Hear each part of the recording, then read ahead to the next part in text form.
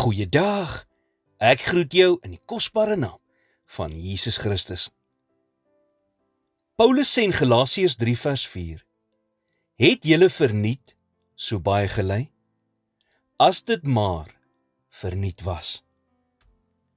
As lyding in hierdie lewe dan nie verniet is nie, waarvoor is dit dan?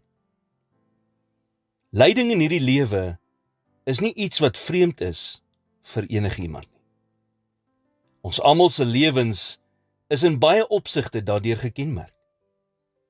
Sommige daarvan is deur generasies van sonde en gebrokenheid oorgedra.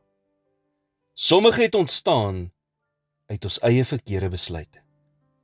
En sommige daarvan het bloot gekom omdat ons in 'n gefalle wêreld leef waar pyn en verlies onvermydelik is. En miskien is een van die mees komplekse dele van lyding in hierdie lewe hoe isolerend dit soms kan wees. Min mense is werklik bereid om saam met iemand wat erge pyn en probleme deurgaan 'n langtermynpad te stap. Hulle mag dalk vir 'n oomblik daar wees. Maar wanneer dinge nie vinnig genoeg opgelos word nie, kan die pad lank en eensaam raak. Dit is juis in hierdie tye wat 'n mens keer op keer vra, waarom, Here? Waarom word dit oor en oor toegelaat? Watter goed kan tog hieruit kom? Hierdie vraag is nie nuut vir die kinders van God nie. Reg deur die woord vind ons mans en vroue wat in hul pyn uitroep en God dieselfde dinge vra. Tog is dit iets wat Jesus gesê het, ons kan verwag.